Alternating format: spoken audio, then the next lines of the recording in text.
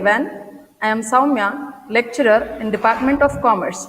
It's my pleasure to extend a warm welcome to you all. Your presence makes us very happy. Swami Vivekananda Rural First Grade College was started in the year 2005 in order to impart quality education for rural students. The college is one of the premier education institution in Bengaluru, functioning under the umbrella of Swami Vivekananda Rural Education Society. The college is affiliated to Bengaluru University and accredited by NAC. The college offers UG courses in commerce and business administration and also equips students with necessary skills for employment and entrepreneurship. Our topic for today is a revamp of the framework of higher education, and the resource person is Mrs. Chaitali Ghosh Sinha, Assistant Professor, Arihant College of Education, Savitribai Phule, Pune University. The main purpose of organizing this webinar is recently the Union Cabinet has approved New Education Policy 2020. It is very essential for all of us to know the new reforms in education system. New Education Policy 2020 aims at making the education system holistic, flexible, ಈಗ ಮಾಡಿದ್ರೆ ಹೆಂಗೆ sir multidisciplinary, ಅದನ್ನೇ ಮಾಡ್ಸೋಕೆ aligned to the needs of 21st century and also 2030 sustainable development goals. Now, let us start with the session. Now I invite Ms. Tejashwini, lecturer in Department of Commerce, to give an invocation song.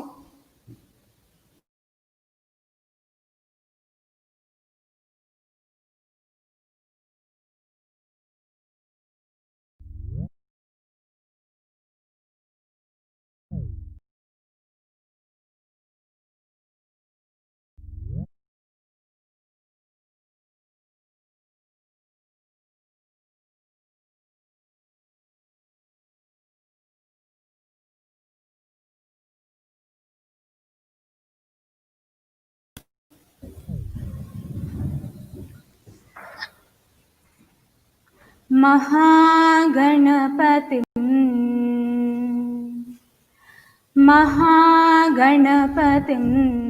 मनसा स्मरामि महागणपतिं मनसा स्मरामि महागणपतिं मनसा स्मरामि वसिष्ठवामदेवादिवन्दित महागणपतिम् महादेवसुतं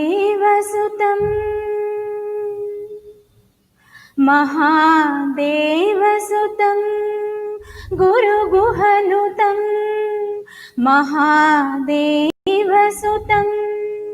गुरुगुहनुतं मारकोटि प्रकाशं शान्तं महाकाव्यनाटकादिप्रियम् महाकाव्यनाटकादिप्रियं मूषकवाहनमोदकप्रियम् महाकाव्यनाटकादिप्रियं मूषकवाहनमोदकप्रियम् महागणपतिं मनसा स्मरामि महागणपतिम् मनसा स्मरामि महागणपतिं मनसा. Thank you.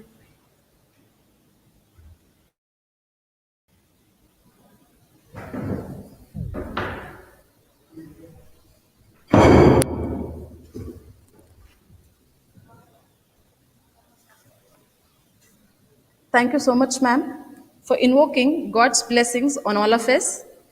Now I call up Mr. Ramesh CG, HOD, Department of Commerce, and also an IQAC coordinator to welcome our beloved resource person for today's webinar and also the participants. Thank you, Samir Madam. Honorable guest, respected management members, respected principal, teachers, and my dear friends. Good morning to all of you. I, Mr. Ramesh, IQAC Coordinator, SPR of G College, welcome every one of you to the Day 2 National Level webinar. I feel proud to welcome today's resource person, Mrs. Chaitali Ghosh Sinha, MPhil, MAd, MSc in Botany, NET and SLET in education. Possesses 10 years of teaching experience and currently serving as an assistant professor at Arihant College of Education, Pune. She has been invited as a judge for several intercollegiate competitions and also received a letter of appreciation for Teacher of Excellence from Human Resource Department, Government of India, New Delhi. She also received an All-Rounder Student Award in B.Ed as well as M.Ed. Professor W.N. Dandekar Award for Excellent Student of the Year in B.Ed as well as M.Ed. She is a trained mountaineer and the paraglider received late SP Singh Memorial Award for high altitude climbing. Certified is in classical vocal music, presented more than 10 papers in state level, national level, and international level. I welcome highly esteemed management members, respected principal, IQAC members, teachers, and my dear friends. Thank you.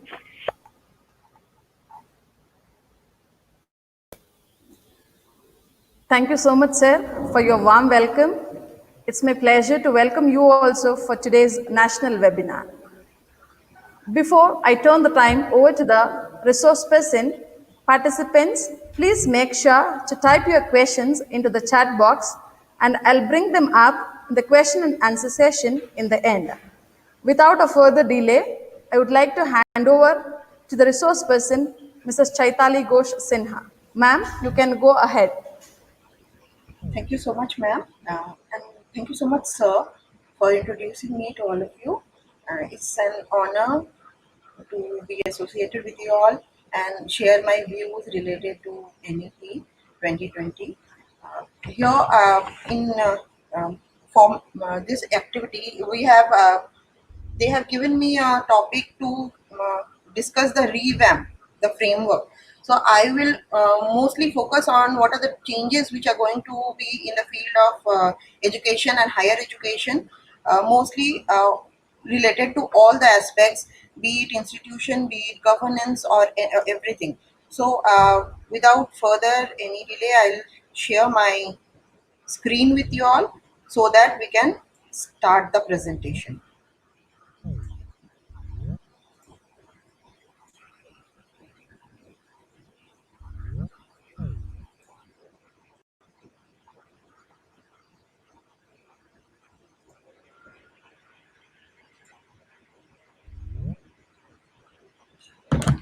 So yesterday, Dr. Nagaraju sir has given you an overview of what actually is happening in the field of education and how it is going to impact the entire NEP 2020, how it's going to impact the entire education system with its hurdles as well as its hopes. Apart from that, today I am going to discuss only related to the revamp in the higher education, how the framework of higher education is going to change. So first, let's talk about why we need a change in higher education. Do we seriously require a change in higher education?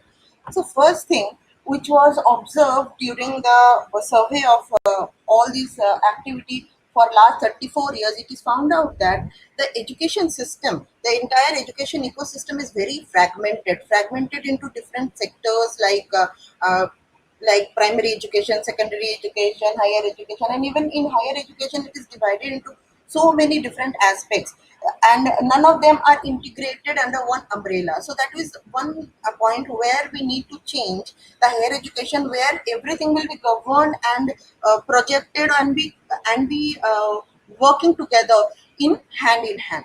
So that is one thing which required it to be revised. Also, there is a vivid separation of discipline, but in the era where we are living in an era where we are talking about multidisciplinarity, where we are talking about interdisciplinarity. At that time, this rigid separation of discipline actually creates a lot of problem. Because of that, also we need to revamp the entire higher education.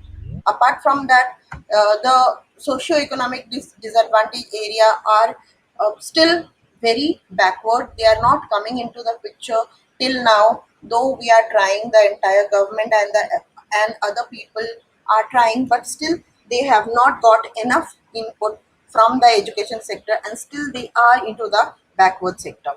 Then the limited number of teachers, because of the higher teacher student ratio, has also complicated the entire system, and are not able to bring out the best out of the teachers, where they will give their 100% or 200% to the student, so that the student can be flourished in all round. Then there was less amount of institutional autonomy, where for everything you have to take permission from higher authority, and till the time the permission comes, the time is over, it becomes very difficult to uh, implement them. And also we all know that there's very less emphasis is given for the research, because of which we are losing the entrepreneurship development in our society. Also we are losing to the innovations which should be there in our society. We are losing into that. Chaitanya Then madam, yes, yes sir. PPT is not visible. uh, okay, nothing is visible sir. No madam. Okay, I have stopped sharing now. Let me just see sir, one second. No, no sir. Can it is visible now? You are visible now. And when I'm giving in the slide share, it is not visible. I'm doing slide share again. Yeah, Is it visible sir? now share it madam. Now Okay. share. 1 minute sir, just give me time.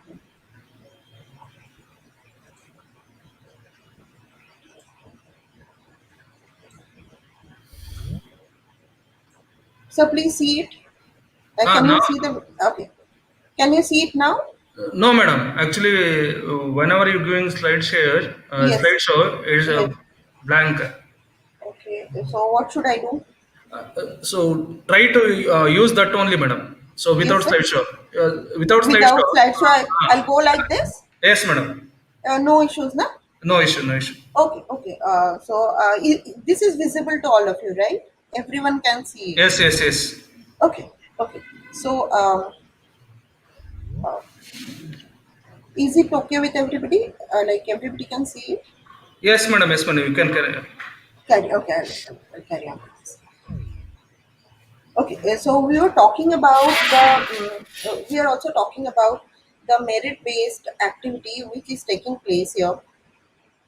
Now, the career has become more merit-based. Like whatever marks you get, you will be stamped with that marks. People does not value more the work you are doing.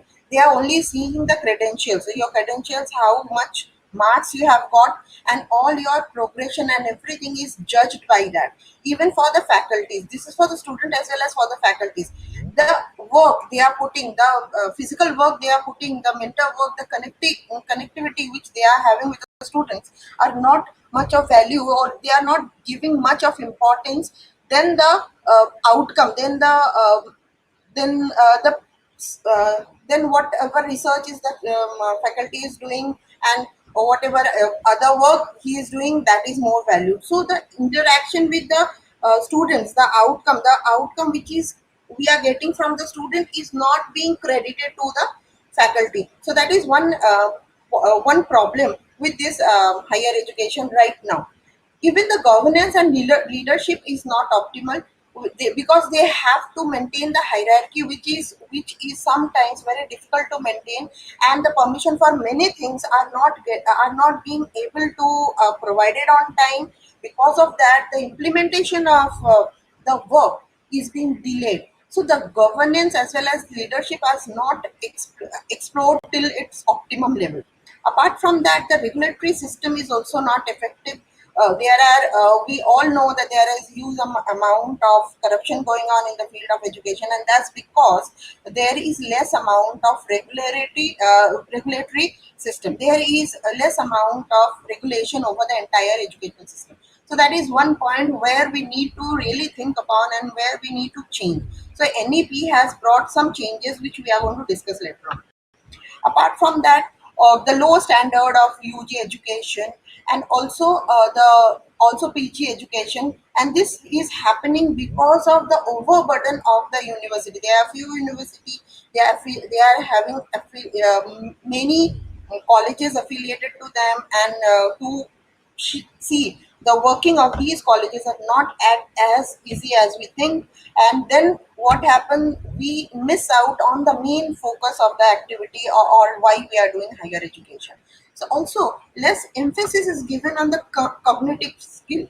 Here, when we see the Bloom's taxonomy, only the first three hierarchy of that is understanding, remembering, and applying. We are only focused on that in our entire higher education, as well as in our primary and secondary and senior secondary education.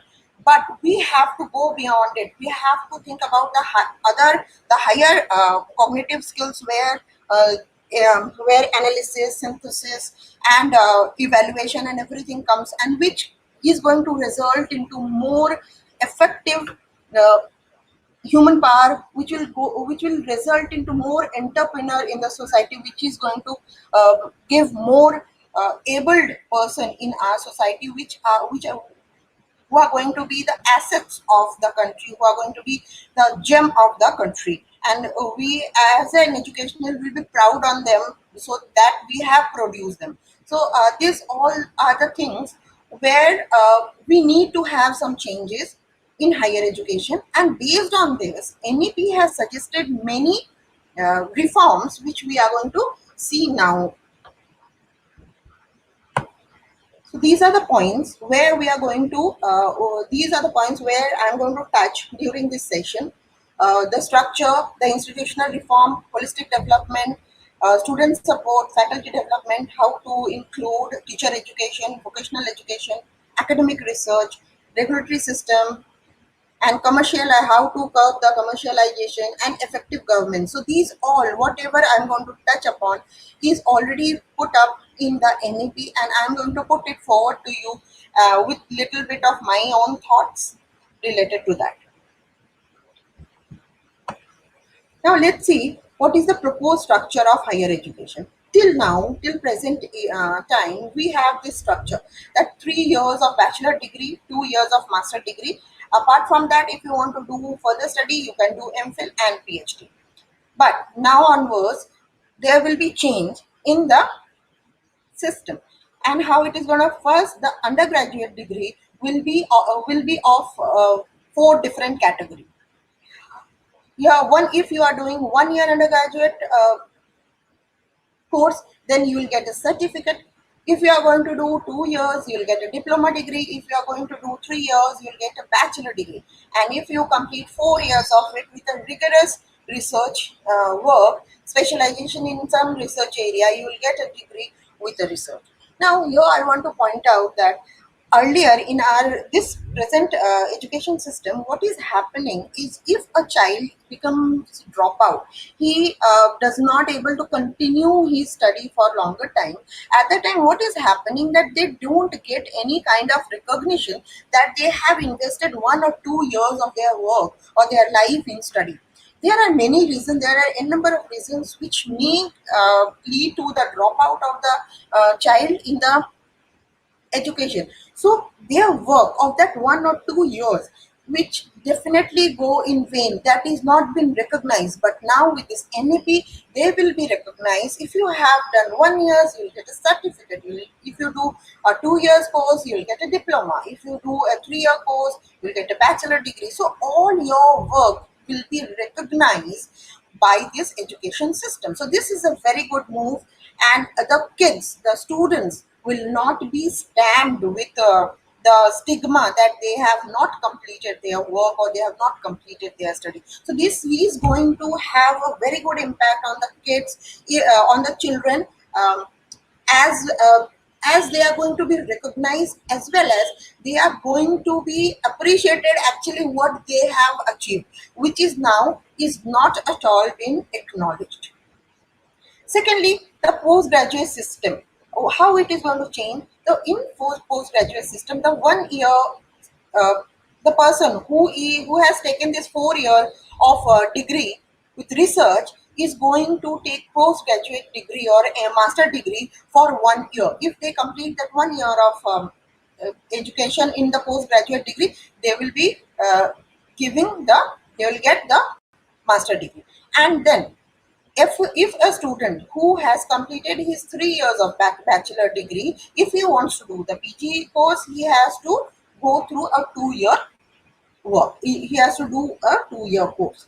And for there will be another system where there will be integrated BSc, integrated bachelor and master program, maybe BA, MA or BSc, MSc, like that. So there will be an integrated program also for 5 years where the student will get BA, graduate degree as well as master degree. So that is also a part. So whichever study you will complete in undergraduate, that will be carried forward in a master degree, where you can either do it for 1 year, you can do it for 3 years, or you can directly in the beginning of your undergraduate study, you can opt for an integrated degree. Then who can take PhD program? Now those who have completed their 4 years of degree, undergraduate degree with research, they can take directly the PhD program. And also in this PhD program, they have to do a 1 year or 2 year of bridge course or bridge activity, so that they can come up to the level of PhD program. And the people who are holding master degree, they can directly proceed for the PhD program. And from whenever the NEP will be come into act, and since that time MPhil will be discontinued. Now we have MPhil degree, which is some kind of bridge between the PG and PhD, where we in MPhil degree there is more rigorous work related to research is done. Now it will be abolished, or it will be discontinued, as because the research part is started from undergraduate degree itself, which is lacking in present situation. So it can be discontinued, or it will be discontinued. So I don't think there will be a problem related to discontinuation of MPhil, because already child is going through a lot of research activity during his undergraduate and then in his postgraduate.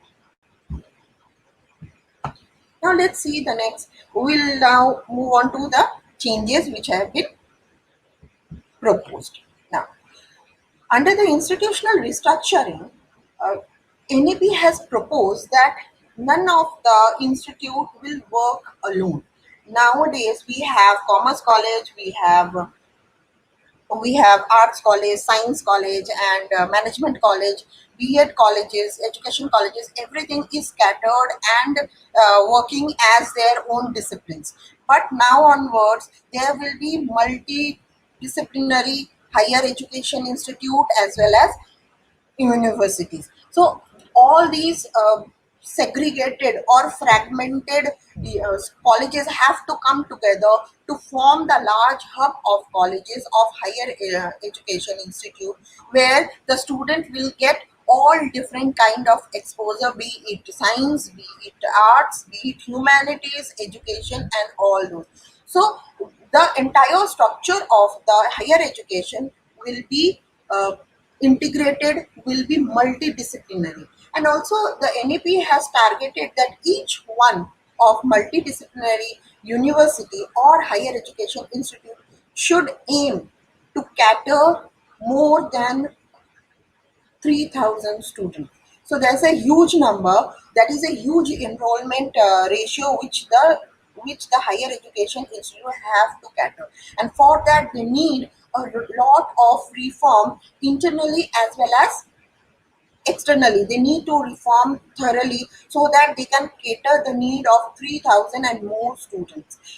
due to which there will be more students who can come and can study. So this literacy rate ratio is also will go up in higher education. Like, so that is also will be a positive impact.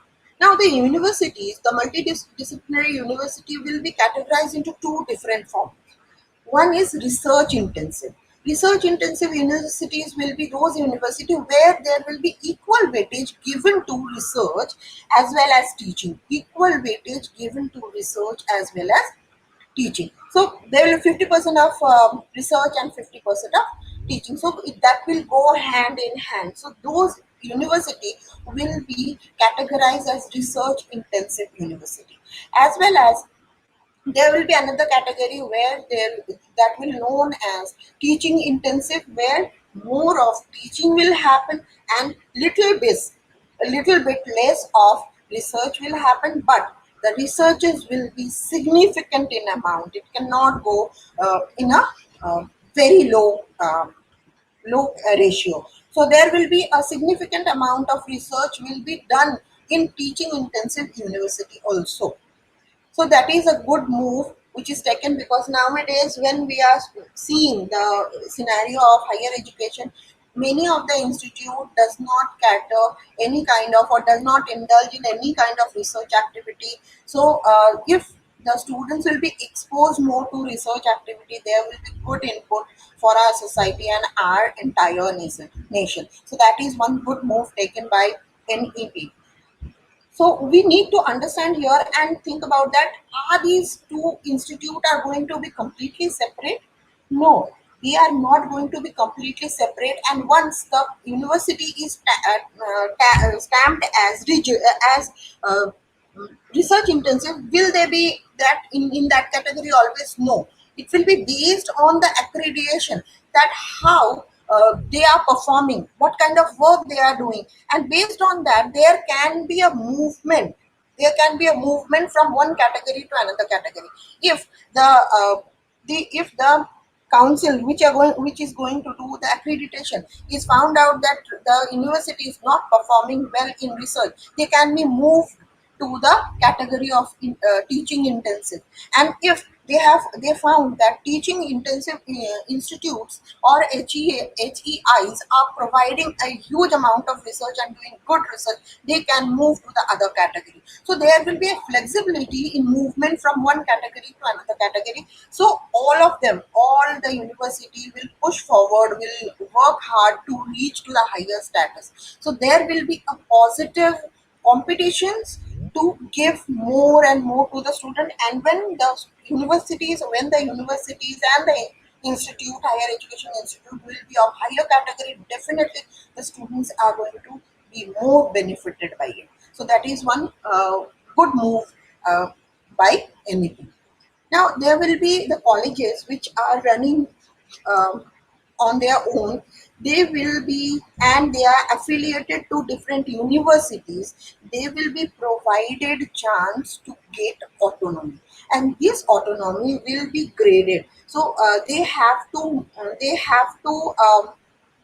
monitor, they have to develop an institutional development plan according to which they will move and they will work so that they can get autonomy. And this autonomy will be given by the accreditation councils, which will see that if the institute is is up to the par that it can work in an autonomous manner. So to get autonomy also, you need to work hard, you need to prove yourself. So whenever you need to prove yourself, definitely at that time more good inputs and good involvement of the faculty leaders uh, and the governing body, everyone is going to be very good, and there will be highly enhanced quality in the education.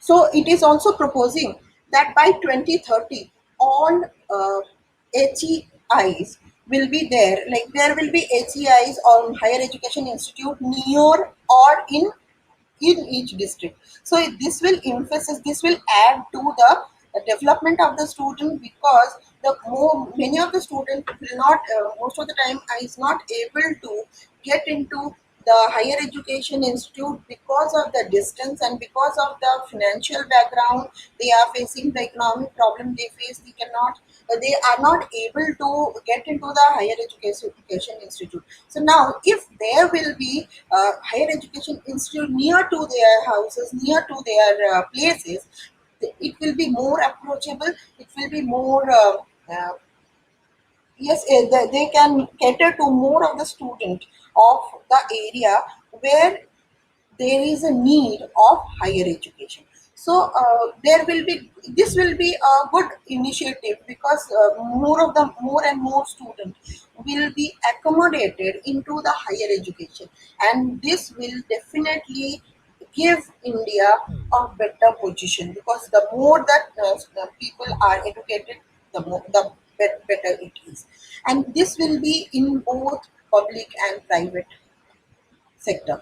Like even the government is going to set up many higher education institute near to the district or in the districts, as well as it will also help the private bodies to set up higher education institute and run them. Also, public HEs, we know that we have this notion that whenever the higher education institute we are talking about, we always think that whenever it is a private one, they work better, they give higher quality. But now with this policy, it is said that all the public higher education institute will be of very high quality. Mostly whenever we see about the public institute, in that case we can only talk about IITs and IIMs, and we say that they are very good quality and they are producing good alumni. But now each and every higher education institute will be in an outstanding position. There will be there will be a particular benchmark set for each and every higher education institute which they have to fulfill. So to fulfill that, they have to definitely increase the quality. They have to definitely increase their potential, so that they will be up to the they'll reach up to the benchmark, and when then said benchmark is gonna be fulfilled by the HIE, definitely they are also going to be outstanding in the delivery of higher education. So that is one of the major point which has been put forward, that all the public HIEs will be outstanding and they will be pushed forward to give the best, and that will definitely help the people of the country, because public we all know public institutes and public organizations are much more pocket friendly than the private institute, and it will give chance more to the socio economically backward people, as well as the other who wants to pursue higher education. Apart from that, it has also provided and said that each higher education institute, after a particular accreditation, can develop their own open learning, distance learning, as well as they can develop online programs. So this open distance learning and online programs will be added to the value of the institute, and these will they can get admission from the other higher institute as well. So now what they are saying, when they are talking about multidisciplinarity, there we cannot give each and every discipline in each and every colleges. So if a child is taking admission in one college and he wants to do a course of any other college provided by any other college, he can do so by open distance learning or by online programs. But these open distance learning and online programs will be of very high quality and standard, almost or at par with the in class activities or in class learning. So there will be higher quality and it will be monitored throughout by the accreditation council, so that the quality of the open distance learning and online programs will be maintained, and also they can provide a good amount of education through blended learning or through blended mode. Apart from that, greater responsibility is been given to HIEs. So they can they will be autonomous and they can govern themselves. There will be more power to them. So when power comes, great responsibilities come. So these responsibilities include everything. It includes research. It includes teaching. It includes not only the education part. It also includes how the higher education institute is going and reaching to the community, how the higher education institute is going beyond the boundaries of its own, and it is supporting the community and it is providing service to the community. That will also be a very important part of all HEIs. Also, HEIs are directed to give more support to school education. And how they can do it? They can provide their student to the school education so that they can learn. Also, there can be partnership where the student of higher education institute will go to the school education as interns, and they will provide more support to the school education so that new innovations can come in the school education also. So that is also become a responsibility of higher education institute, that they should take care of the community and they should also take care of the school education. And also there will be a new regulatory system which I'm going to talk about later. A new regulatory system will be formed which is going to give an umbrella to all institutions. So there will be abolition of few and a new entire system or hierarchy of regulatory system will be formed. I will going to discuss this little later. Then there will be integration of professional and vocational education. So what will be the effect of it? Nowadays we see that in our society many of the work are seen as not as with respect. So this part will go when there will be an integration of the professional as well as vocational. That is one part. Apart from that, each and every student will learn some or other vocation. They will be good in that, and they may, if they are trained for a longer time, they may do a lot of work in that field. Apart from that, they can do innovation in those fields. So there will be a good result out of it when the professional as well as vocational education will be combined or integrated. It also focuses on the holistic development of the child. It is said that the child should develop with all the values, morals, and spiritual ability. They should be emotionally very strong there. Apart from the cognitive skills, we definitely push forward that in our education system nowadays. But along with that, we have to take care of the emotional, social, spiritual, and all other aspect of a child. And how we can do it? By doing more, by involving more with the student, and this will bring out the best out of the students, and they will be a complete human beings. They will be a human beings, and where they will have a higher category of spiritual and social interaction and emotional balance. So that is the main purpose of this entire project or this restructuring of higher education institute. And how we can reach up to that by integration of humanities art with the STEM means science, technology, engineering, and maths. So if we are going to integrate them, what will happen? Now there is a very big segregation between the communities. The student have been divided into communities of arts and science. So they interact, they mix up with the people of their own community, and there is less amount of frequency going here and there. So when the flexibility will be there, when there will be a continuum in the structure of the education, at that time there will be more movement of the student, more exchange of idea, interdisciplinarity will increase, and as well as the soft skill of mingling with the other people will increase, and it will develop more as the child will learn more and more things from interaction with the other type of or other community of the students. So that is one good part of it.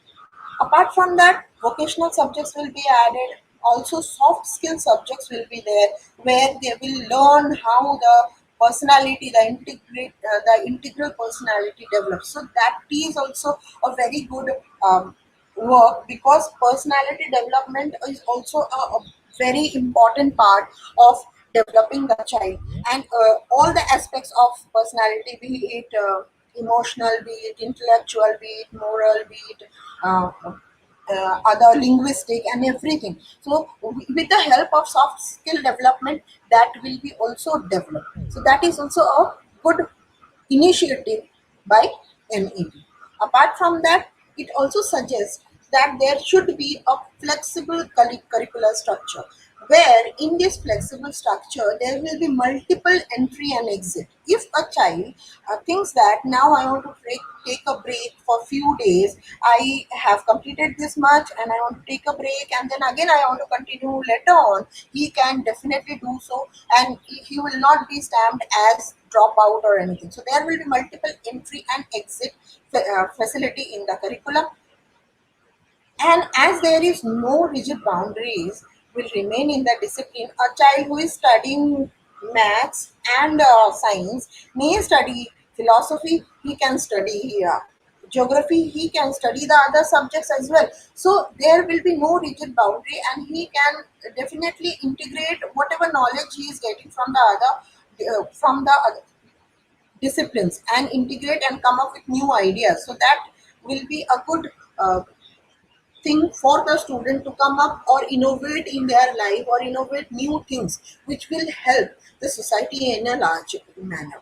Then there is a provision of lifelong learning, so that if you want to learn throughout your life, or if you want to take break and again join, you can do so. So lifelong learning will be facilitated, and it will be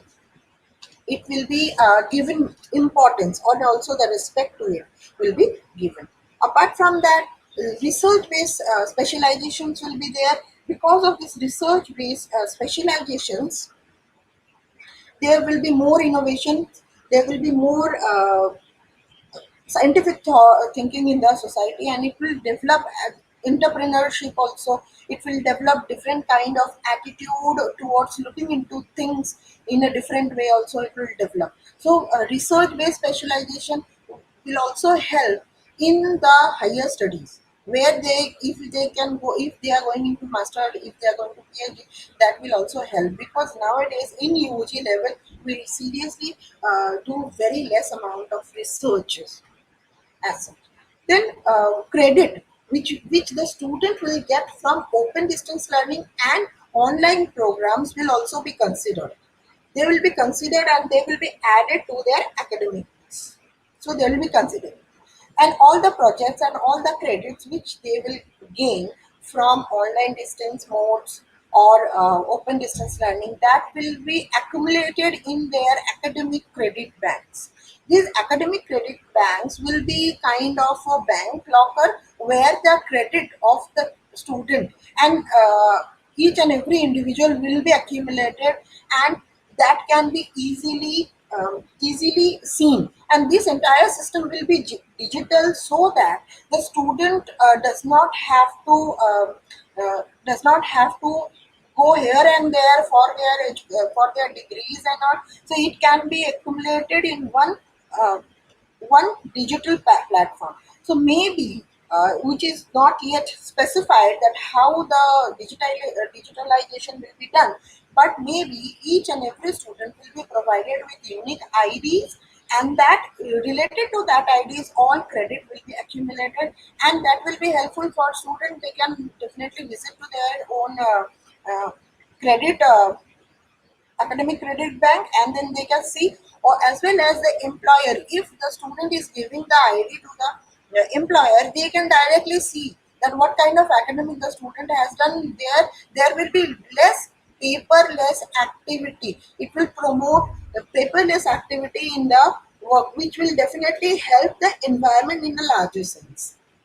Apart from that, it also proposed that there will be multidisciplinary education and research university, which will be named as Meru. And the work of Meru will be very, very profound, where they will collaborate with the other industries so that they can get more and more input from the industry, as well as they have to collaborate with the education system.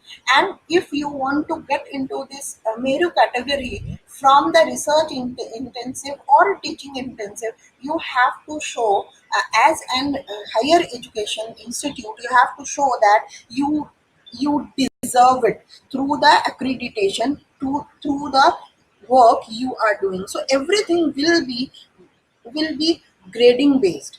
Like you can move from one category to another category. The higher institute can move from one category to another category by the accumulation of grades or by the grades which they are getting through the accreditation councils.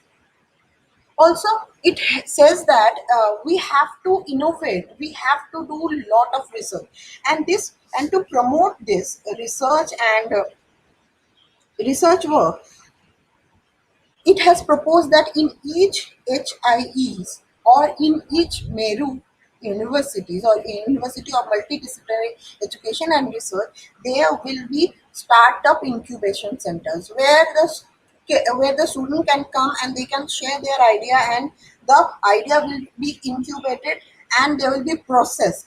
Then there must be an technological development center in each and every higher education institute. Apart from that, centers of research will be there, which will collaborate into different disciplinary institute within the higher education institute. So there will be interdisciplinarity in the research, like a research which is done in the field of economics, and it requires some psychological help to understand the psychology uh, of the population. In that time, the economics can take help from the psychologists to understand that. So there will be an interdisciplinary approach to the research. Which will definitely help into increasing depth in the research work.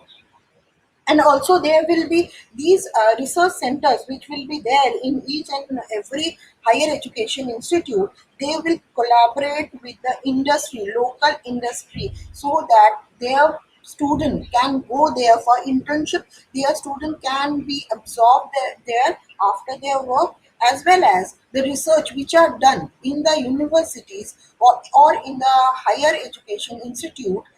If they are credible, if they are good enough to be taken by the industry, they can be taken forward.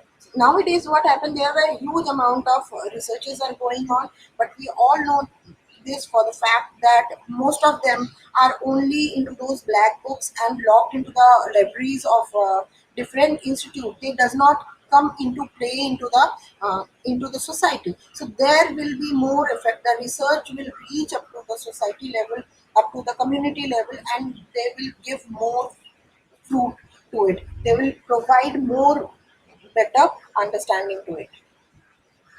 Now, we have to do all the things, but what about the students? They also need a huge amount of support, because there is going to be a change in the entire system. So till now they are going through some kind of education, and now there is a change, so they need higher support from the entire system, and the learning environment should grow very much faster and should provide a very positive effect, so that the kids, so that the students will get more benefit out of this changing scenario. So for that, there are a few proposals which have been given forward. That the first one is higher quality of pedagogy.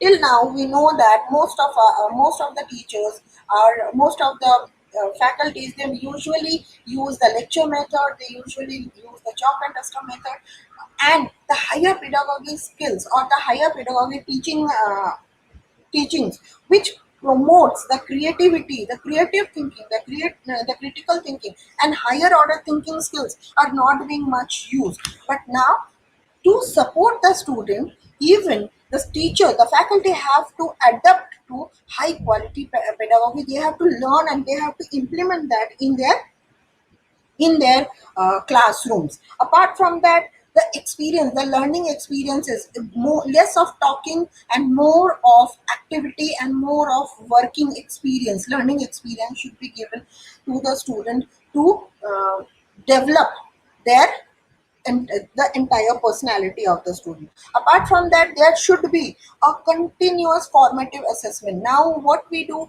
what we have is once in a year we are having examinations, and if by any chance a good student becomes sick or something and he cannot attempt properly in their paper, they are completely uh, into go to the backstage. Now this will be abolished if the child will show a continuous improvement, continuous hard work during the entire session. They will be assessed through that. There will be a continuous comprehensive evaluation which is already started in the school education, will also be part of higher education, so that we will not judge the child based on that one day which may be faithful or unfaithful for that student. So that should be adopted, and it is given an emphasis on continuous formative assessment. In the institutional plan, development plan, whenever the institutes are going to develop, they are going to get more autonomy. At that time, in this institutional development plan of that higher education institute, they have to put forth that what kind of learning environment they will provide to the student and what kind of support they will provide to the student, and they have to adhere to that, because at the end of the entire at the end they will be assessed based on what they have put forth for the student in their institutional development plan, and how they have implemented and how they have increased, how they have gone to higher level. So that will also be part of it, that in the institutional development plan you have to, or the institute, higher education institute, have to clear cut describe that how they are going to support the students in administrative aspect, in curricular involvement, and also how the classroom transactions will be given. So that will be there in the institution development plan, and each and every higher education institute have to adhere to their institutional development plan if they want to get good grades. Also, the higher education institute have to provide support to the student in form of support centers, where the economically socio-economically disadvantaged kids, where the exceptional kids, where the exceptional students who are having some or other kind of exceptionality or disabilities, they will come and they will take support. So this support system will be an all-round support system where they will get academic resources, more and more academic resources. They will be provided with funds in the support system, as well as counselor, medical assistance. Everything should be integrated part of this support system, so that the student, if he comes and seeks the support of the support center, they will get all kind of support which actually they require. Then it is also said that to help the student, open distance learning will be strengthened. They have to be renewed.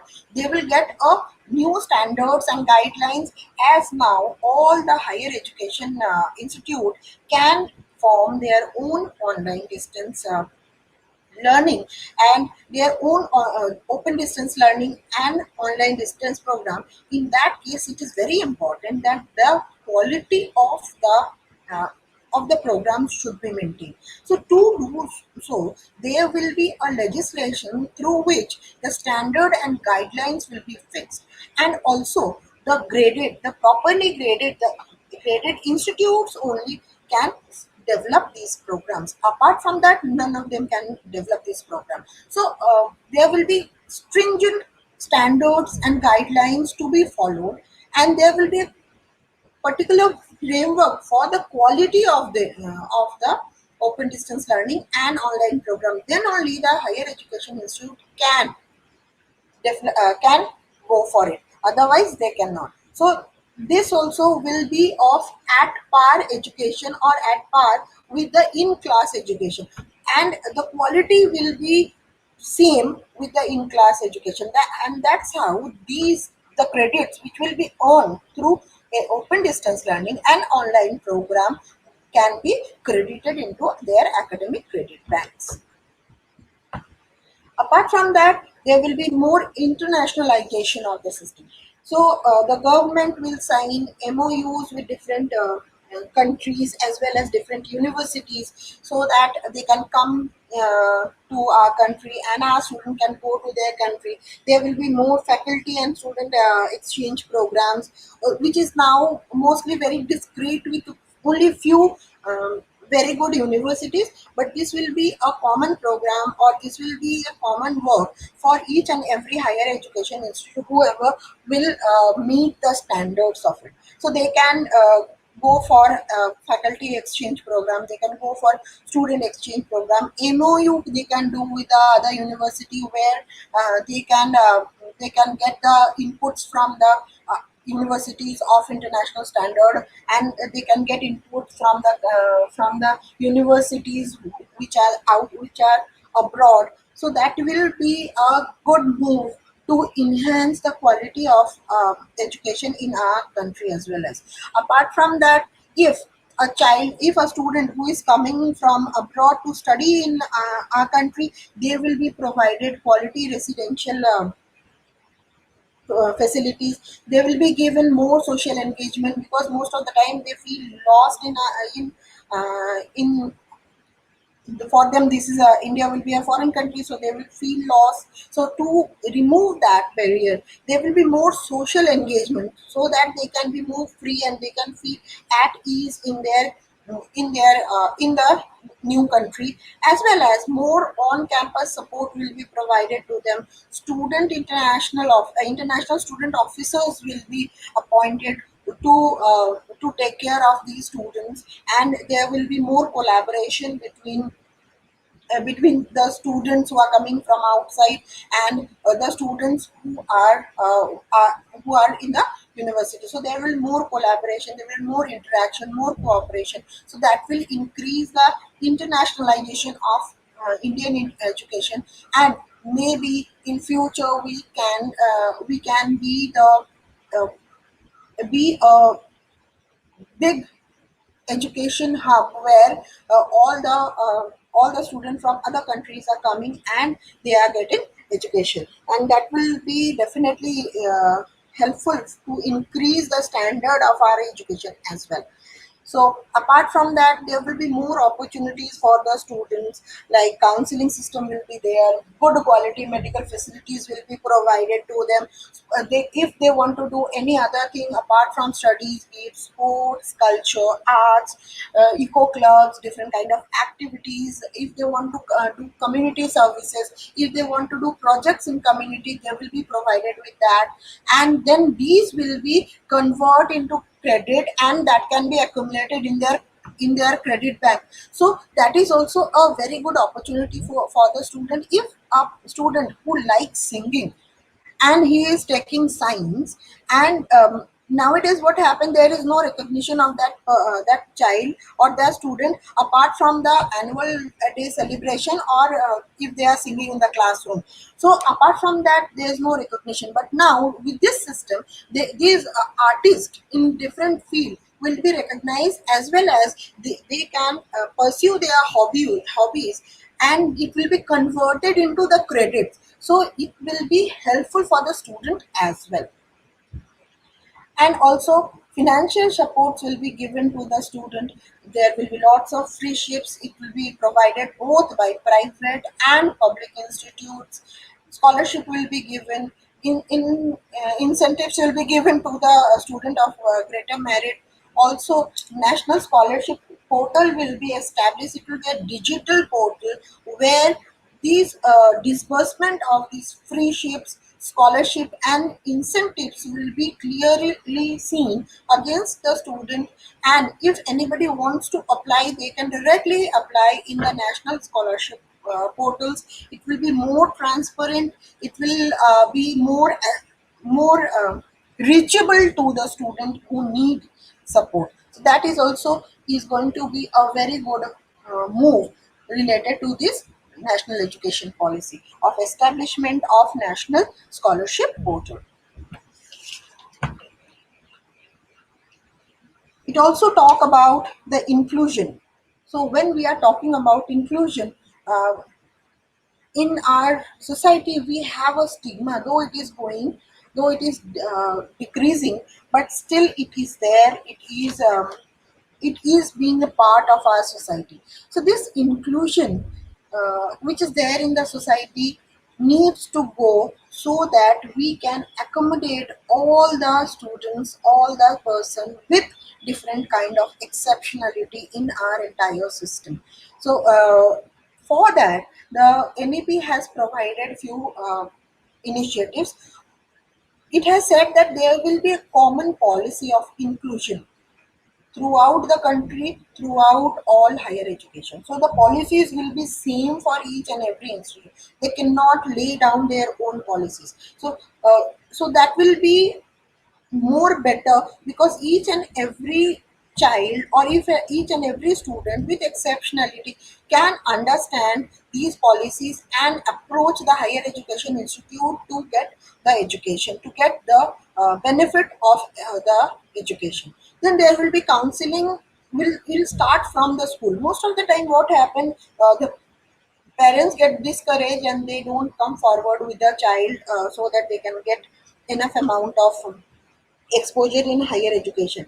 So there will be counseling started from school, and this will be also a responsibility of higher education institute, that they will go to the school and counsel, even counsel the kids, the parents and the school teachers, so that the child who are having different kind of exceptionalities, who are having different kind of problems and they struggle a lot, they will be counseled properly and they can bring to the entire education system, they can join the entire education system.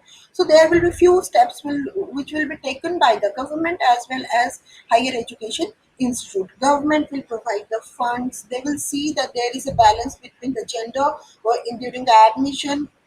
Suppose will be given to the teaching in Indian language, so that the child uh, from a socio-economically backward area can be incorporated into the higher education, and there will be more there will establishment of higher education institute will be there in the areas which will be identified as socio-economically disadvantaged area. So these were the steps which will be taken by the government, and there will be more responsibility comes to the higher education institute related to education, where they have to give financial assistance. Also they have to arrange for the bridge courses, so that the child who is coming from a socio economically backward classes, or there is a gap in the knowledge, that will be bridged, that will be done, that will be covered through these bridge courses. So bridge courses also should be provided by the higher education institute. Apart from that, curriculum should be more inclusive. Infrastructural facilities will be there, which will enhance the accessibility. Many of the schools, many of the colleges, many of the institute does not have ramp, they don't have the railing to hold it, they don't have lifts, so that becomes a huge amount of problem for the students with exceptionality to approach into the higher education institute. So infrastructure facility development is also a very important part related to inclusion, and responsibility goes to the higher education institutes, that they make their infrastructure in such a way that they can accommodate the people with some kind of exceptionalities. Also there will be anti-harassment laws which will be put forward by the institute, and there will be stringent action to be taken in case of harassment. Also there will be sensitization of the of the faculty and the student, because it's very important to not look upon them as a lower as something who are in a lower strata, which we do still now, where we have this mentality that they are not at par with the so-called normal people. So that sensitization among the faculty as well as students should be developed, so that inclusion will be really more inclusive. Now, it has also proposed changes in the teacher education. In teacher education, it has said that a new regulatory body will be formed, and this new regulatory body, which will be different from NCTE, uh, see the see the entire teacher education. So, and nowadays, there is less amount of action taken against the poor quality teacher education institute, but it is also provided in the NEP 2020 that if it is found out that the teacher education is not providing enough amount of inputs and they are just distributing the credentials or the certificate in against the money, in that case action will be taken against those teacher education institute. So there will be stringent action will be taken against those institute who are not giving their best and they are just distributing the certificates as per se. And by 2030, all of the education institute should turn themselves into multidisciplinary institute, where they have to collaborate, they have to attach themselves with other higher education institutes, and they run in a composite manner. They run in hand with the other discipline institute. They have to work in that way, and as well as they have given that there should be more and more research should be done in field of education, because it is suggested that the faculties now will be adopted to higher pedagogical system. So when they have to adapt to higher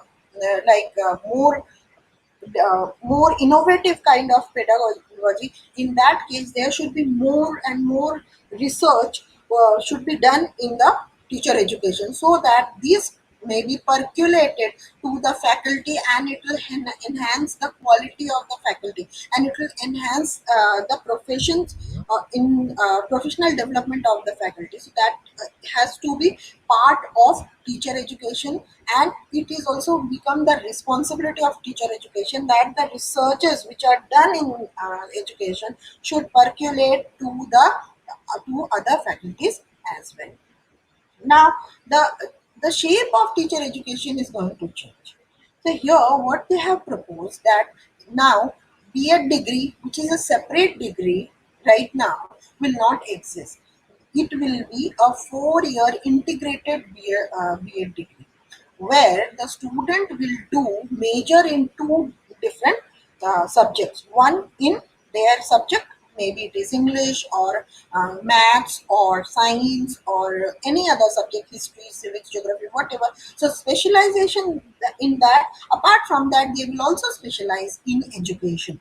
So that will be an integrated B.Ed degree for 4 years. Apart from that, those students who have already got bachelor's degree, who have already got the bachelor degree, they can go for a 2-year B.Ed degree. They can go for education for a 2-year B.Ed degree. But for that, you have to complete your bachelor degree, the 3-year bachelor degree.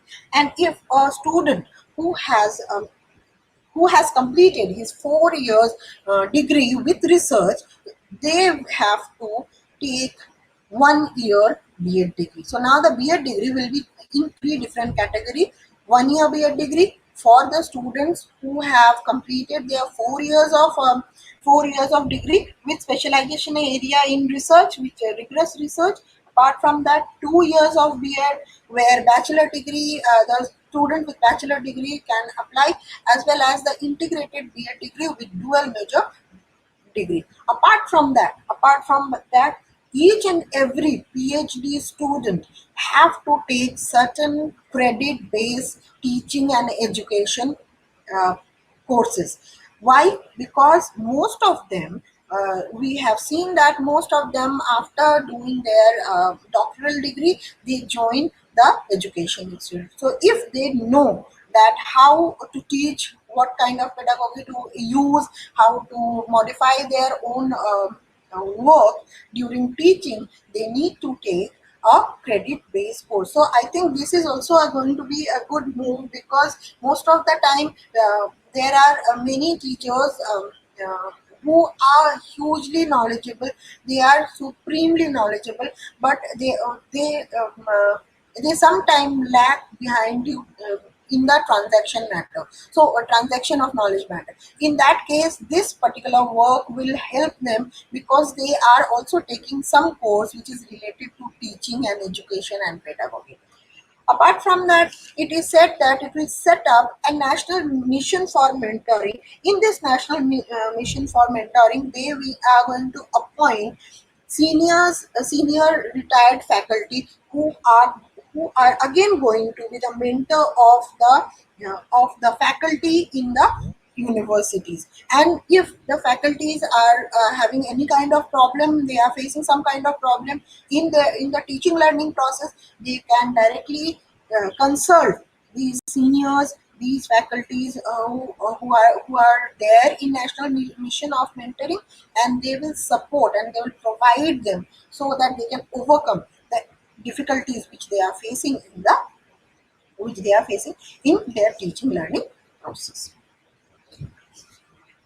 So, apart from teaching learning, the NEP also gives very much importance to the vocational education. It has already, I already discussed with you that it has given that there will be integration of vocational education into the mainstream. The mainstream education will be integrated with the vocational integration, and each and every student have to learn at least one vocation. So this vocational education will be provided by the higher education institute, and when they are providing this when they are providing these vocational courses, that will be considered for their gross enrollment ratio, which should be more, or at least till 3,000 students. So this will be considered in their gross enrollment ratio, that what kind of vocational education are being given, as well as how many students are being enrolled in the vocational education. So that will be a criteria for the grading of the higher education institute. Now, when higher education institute have to provide this vocational education, they can either do it by their own, they design their own curriculum, they design their own program and curriculum, and they put it forward, or they can do it with partnership. And this partnership can be done with the NGOs. They can do with a different kind of soft skill experts. They can do it through different local industries which are there. So this entire thing should be planned and programmed by the higher education institute. That is also an important responsibility shouldered on the higher education institute. So vocational education will be the integral part of the entire education system.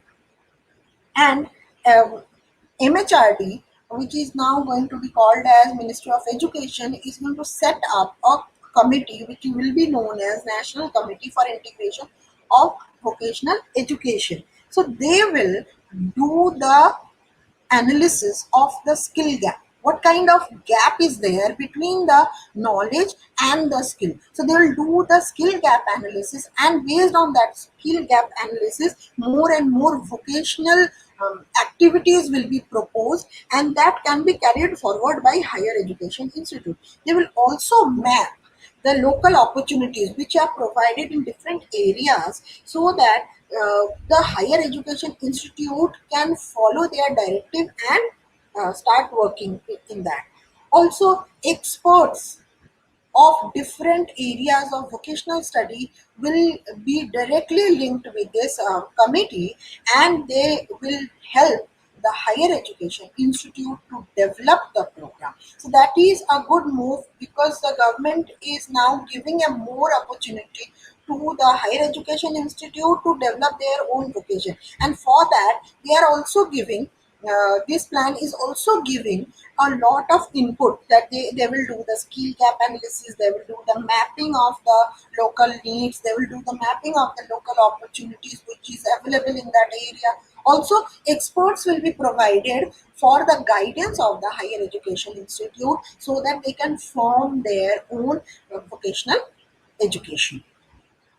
Also, incubation centers, which I already discussed with you all, that incubation centers will be there for each and every higher education institute, where they will do more of incubation of the ideas, and will come up with new ideas of different types which will help the society at large. Apart from that, it also direct us about the academic research, that there will be more these all things I have already discussed, but I'll just go through in gist. That promotion of interdisciplinary activities will be there, interdisciplinary research will be there, so that if there is a deficiency, or if there is a some problem found in the arts factor, will be solved by the science faculty, or people from the science faculty. So there will be more integration of the work, there will be more integration of the knowledge, so that the quality of the research will be of higher grade, and will get better and better researchers, which will give huge amount of uh, inputs and recommendations, which will eventually help the society to grow in a better way. Also, there will be a transformation of research, both qualitatively and quantitatively. Quantitative increase in research will be there due to the integration of the research from the UG level. So there will be more quantity of research will be done in each and every step. Apart from that, quality will also be increased through interdisciplinary approach, and also it is said that from very childhood, the discovery learning method, the inquiry based learning method will be promoted. Critical thinking, creative thinking, and higher order thinking skills will be promoted, so that we will get more quality research in our country. As well as it has proposed to set up a national research foundation, and national research foundation will provide fund to the outstanding researchers. It will give recognition to the outstanding researchers, it will give incentive to the outstanding researchers, and then it will act as a liaison between the society and the researcher. The ideas of the researcher will go to the community, will go to the government, will go to the industry, so that they can be used, they can not only be sealed in those dissertation books, they can be used further. So that is also is going to be a positive effect of NEP.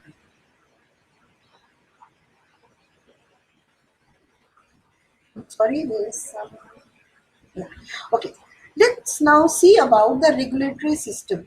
So huge change, as I already told you all, that a huge change is going to happen in the regulatory system. So in NAP, it has proposed that there will be a umbrella institute, which will be known as Higher Education Commission of India, HECI, and under this Higher Education Commission of India, there will be four different institutes which will function independently, and they will have different work to disperse. They will have different work to do. Now let's see one by one each one of the institute. The first institute will be National Higher Education Regulatory Council. So this National Higher Education Regulatory Council will be the single point regulation of the entire higher education system. So under that, there will be HEIs, there will be university, there will be teacher education. So everything will come under it, and it will see the governance of the institute, how the higher education institute are governed, and also it will see the finance aspect of the governance. So finance and governance of the entire system of the entire higher education institute will be seen by NHERC. Apart from that, it will also see that what kind of outcome you are getting after you have developed your IDPs, institutional development plans, in which you are saying that you want to get this kind of learning outcomes from the student. So are you going to get them, or have you reached up to that? If you are not, they will work in two way. That will affect the grading system, which will take upon by some other by NAC, but that will also, this higher education regulatory council will help also the higher education institute, so that they can reach up to the mark and they can fulfill their own institutional development plans, and if there is some lacunas, how to overcome that, so that also will be suggested by high H by NHERC. Apart from that, they want to keep a transparent system. For that, they are saying that everything will be digital. Everything will be digital, and there will be a portal for National Higher Education Regulatory Council, where in this website you can get all the information related to all the higher education institute and university and teacher education in India. So it will be a one platform for entire country. So that is also that is also a good move, because till now we know that if we have to search for things, we have to go to each and every university or website, and we have to go through, and we have to compare. But that entire thing will be done in this one platform, and it will give more accessibility to the student to decide where they want to study. So that is definitely going to have a good effect. Also, it is said that we are not only going to see what you are putting into your website, and you are putting the input in the website of NHERC. This council is also going to take feedback, and they will develop a mechanism of feedback of each and every higher education institute, and that feedback will be taken from the different stakeholders, so that they can define, or they can understand what is the actual standard of the higher education institute. The next pillar of the Higher Education Commission of India will be National Accreditation Council. So they will form a basic norm for the quality, and each and every higher education institute, universities, and all other teacher education have to fulfill those basic norms, and that entire thing will be done through public discourse. It should be transparent to the public, it should be transparent to the general stakeholders who are related to that higher education institute. Also, this will do, the NAC will do the re-evaluation of institutional development plans. So whatever plan you have as an HEI is put forth, that will be re-evaluated, that you have achieved or not.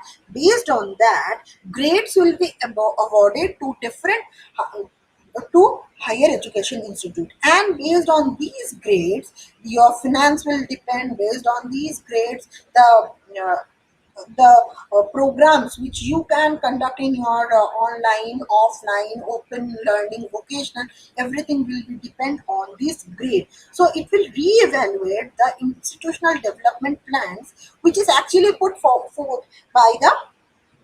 by the higher education institute. And the third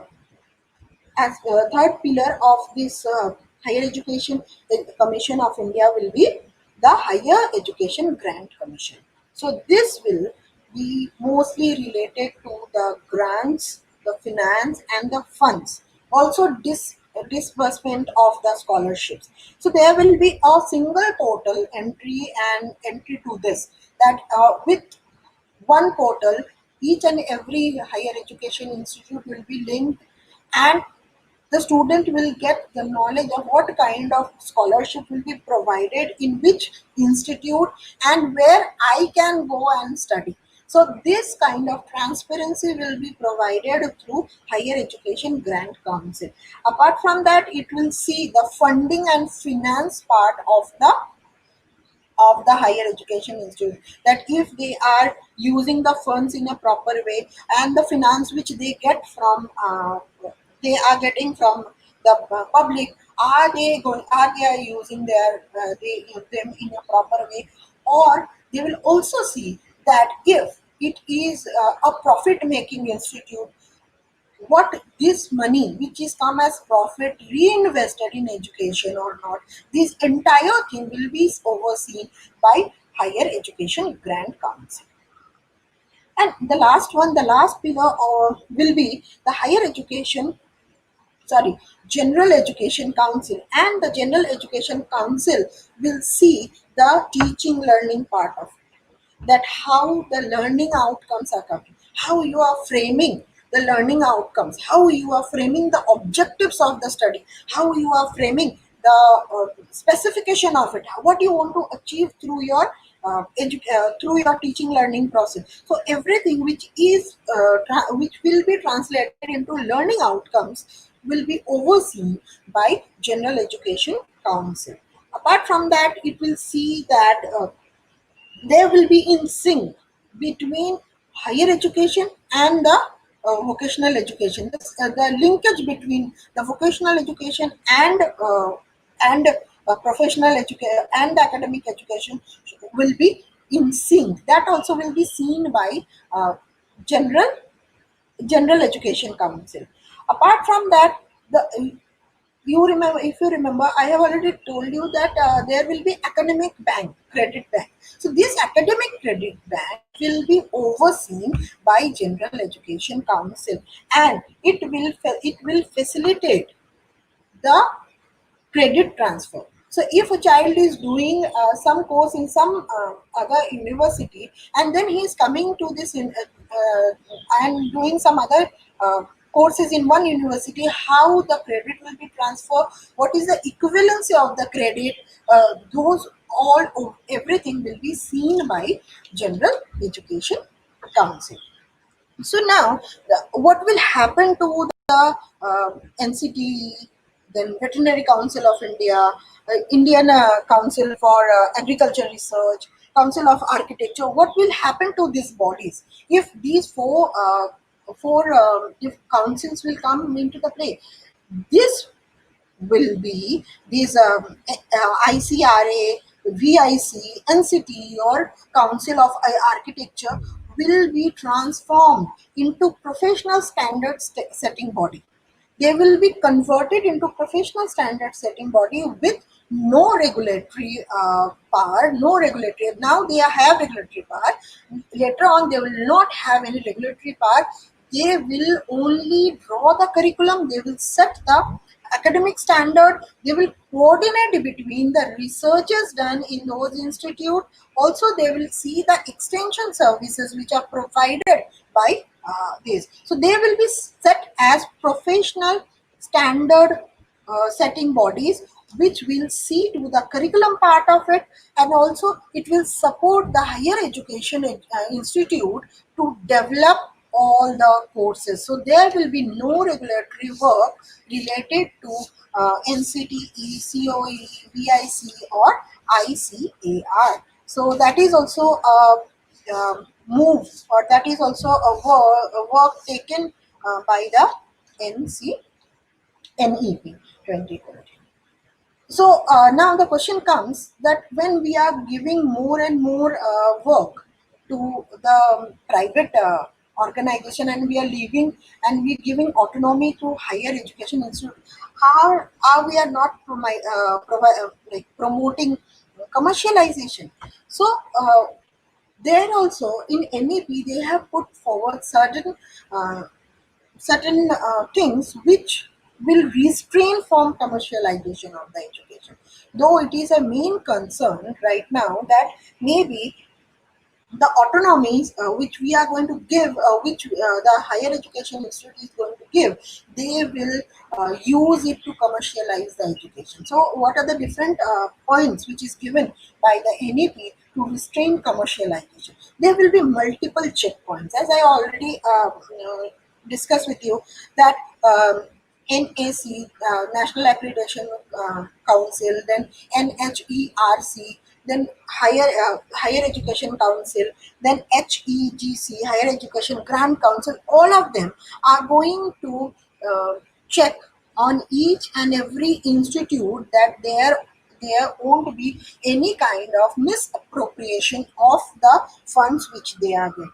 So this multiple check, and also they will work, all these four regulatory bodies, as they are working independent of each other, there will be more transparency into the work, and there will be more regulatory authority of these bodies on the higher education institute. So there will be multiple checks which will restrain the commercialization of education. Apart from that, there will be similar standard of audits and discourse throughout the country, and it will be legislated. It will be legislated through common guidelines by the government of India. So there will be common audit and discourse for each and every higher education institute, and both public as well as private institute will be treated same. There won't be any kind of treatment for any of them.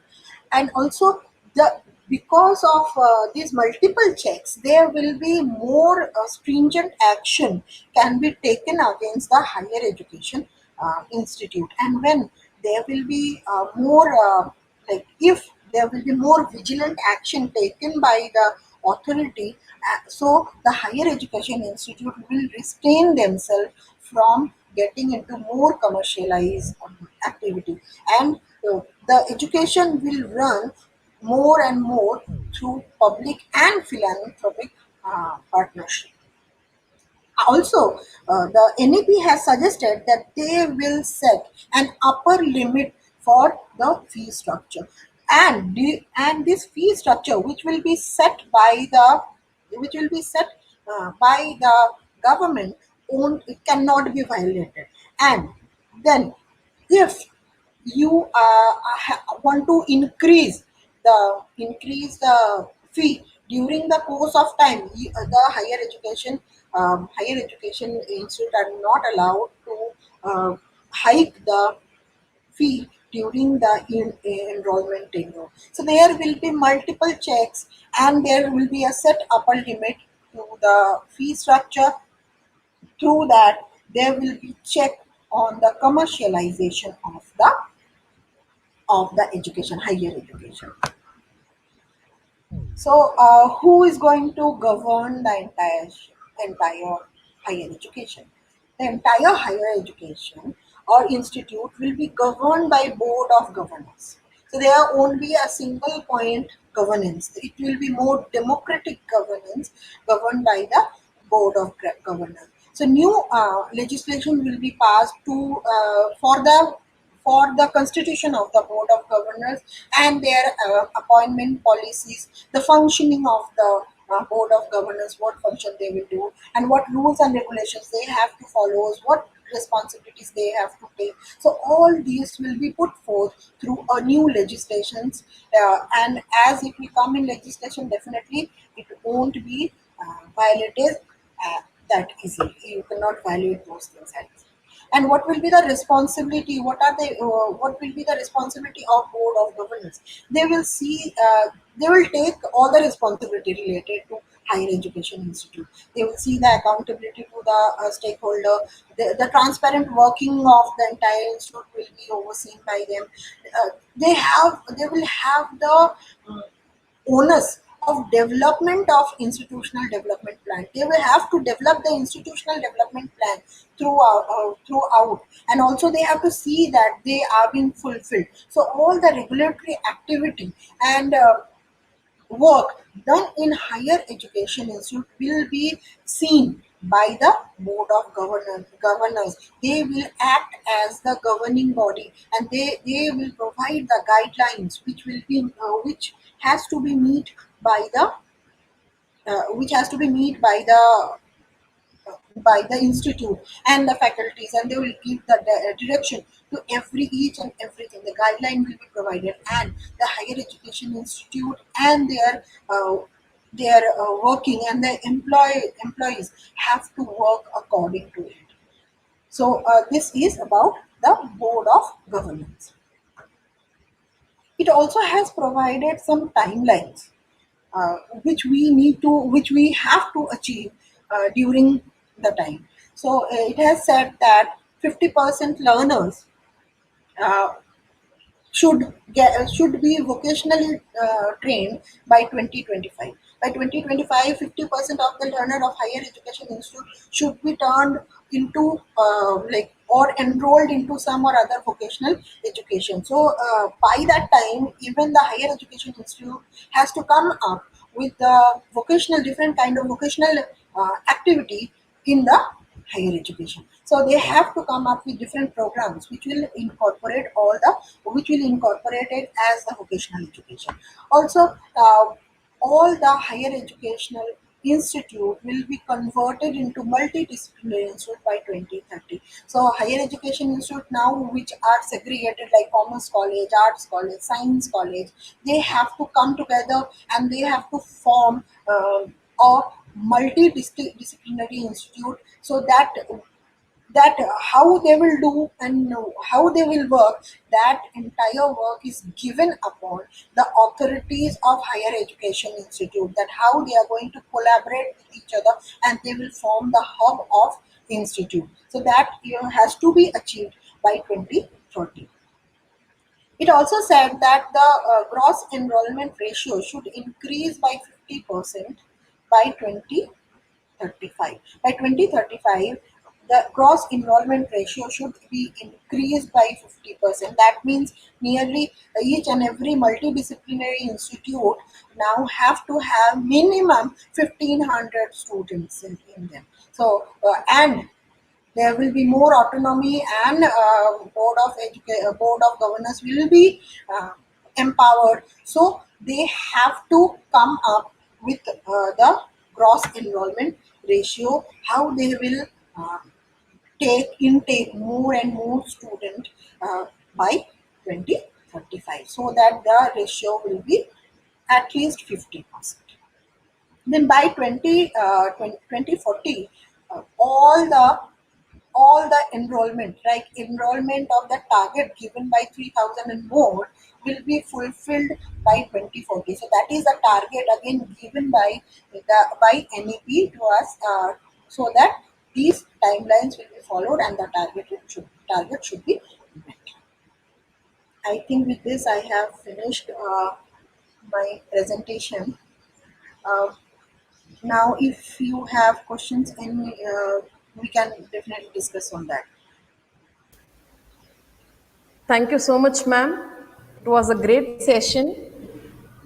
You have almost touched all the important concepts of NEP, like proposed structure of higher education, multiple entry and exit options in degree courses, student support, regulatory system, and much more. So now we will move on to the question and answer session, ma'am. Yes, Uh, yes. due, due to the time constraint, we have chosen few questions for you. No, no, sure. Uh, Thank you. the first question here is like this: is there any special provision in NEP 2020 for the development of education in tribal region? Yes, as I have discussed with her, so the government is going to see, or they are going to map the educationally disadvantaged areas, and these education socio-economically disadvantaged areas include the tribal areas as well. So when they are going to do the mapping of the areas where there are more people in socio-economic backward areas. So in that case, they will include all the tribal areas also. So there will be more accessibility of that people living in tribal areas into those institutes, which will be set up in those socio-economically disadvantaged area. So that is already given. That is already given.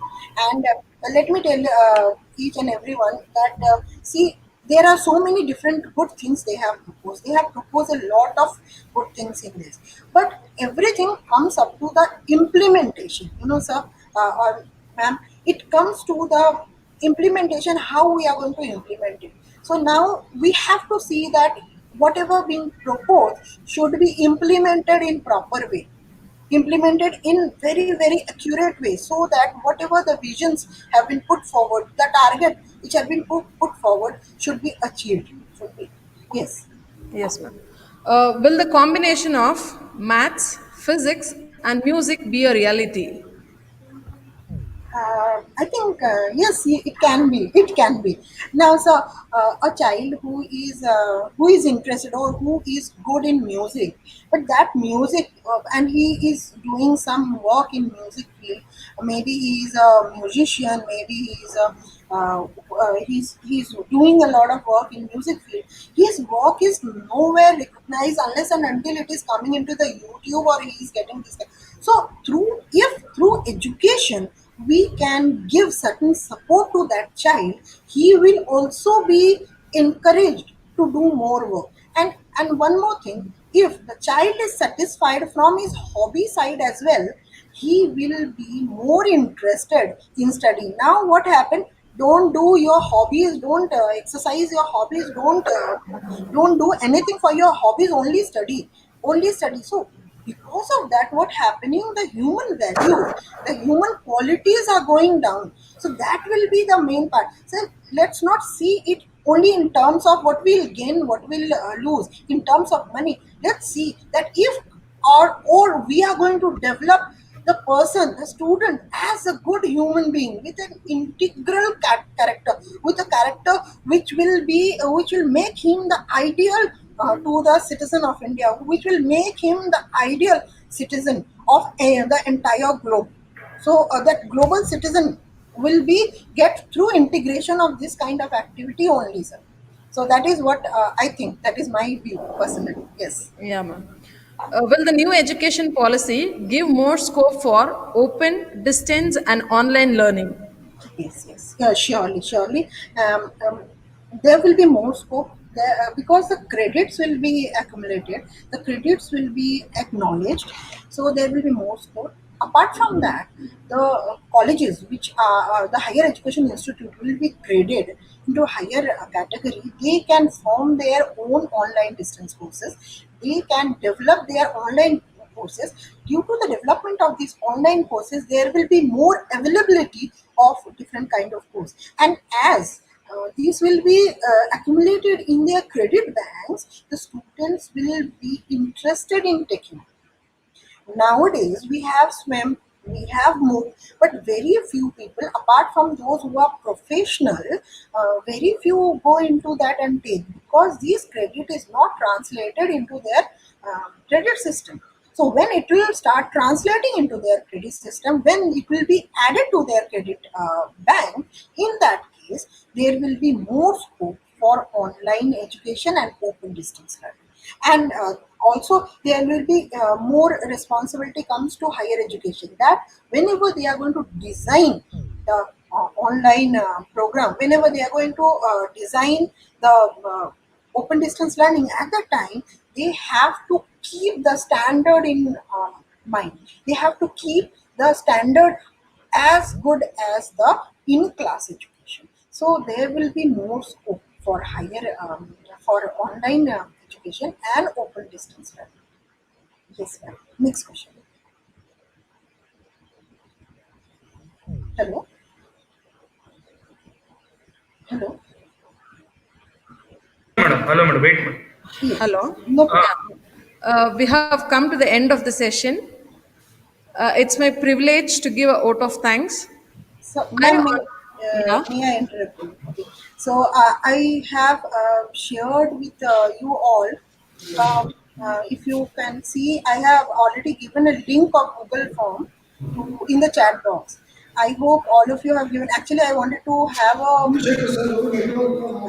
have a discussion on that also, but as the time constraint is there, but I'll try to get back to all the queries which is being posed through the Google Form to me, and that is what I wanted to say. So Yeah, I hope, sure, ma'am. and at the end, I want to thank all of you. Let me just thank, Yeah, then I'll finish. So I yeah, thank sure. each and everyone, the principal sir, the coordinator, and the anchor, and everyone who is present behind this webinar. You all have taken a good initiative of organizing this webinar, where people from different corners of India are connected through online platform, and yeah, this is a good move, and this is a point where NEP is a really burning issue right now, where we need to focus, and where as an educator, as a faculty, we need to discuss more on it, and because it's going to be difficult for the faculties also to accommodate it because of the wide variety of multidisciplinary actions which has been proposed, and it will be very challenging. So I want to pose a question to each one of you, that as a faculty, as a member of this higher education institute, are we seriously ready? If we are not seriously ready, let's introspect, let's see that how can we be future ready, how can we be more equipped, so that this proposed structure of NEP will be realized in a very well manner, in a very proper manner. So that is all from my side. Thank you all for patiently hearing, and thank you each and everyone who has organized this program. Thank you so much. Thank you, ma'am. Thank you so much. Now it's time to give a vote of thanks. I, on behalf of Swami Vivekananda Rural Education Society and the organizing committee, would like to express a deep sense of gratitude to Mrs. Chaitali Ghosh Sinha for familiarizing all of us regarding the new reforms in higher education. I also like to thank all the management members of Swami Vivekananda Rural Education Society and our principal, Mr. T.S. Venkatesh Babu, for presiding over this webinar. I also thank all the participants for finding time and visiting today's webinar. I would also express my deep sense of appreciation for the organizing team, IQAC coordinator, department HODs, supporting staff, and the technical team behind the success of this webinar. Thank you, everyone. Before we wind up, participants, please note, please fill the Google form and the feedback link, which will be shared to you in the chat box and also YouTube. So please don't forget. Thank you all. Have a very nice day. Thank you. Thank you so much. Thank you. Thank you, madam. Thank you. Thank you. Should we disconnect? Yeah, yes, madam. Okay. Thank you so much. Thank you so much, sir.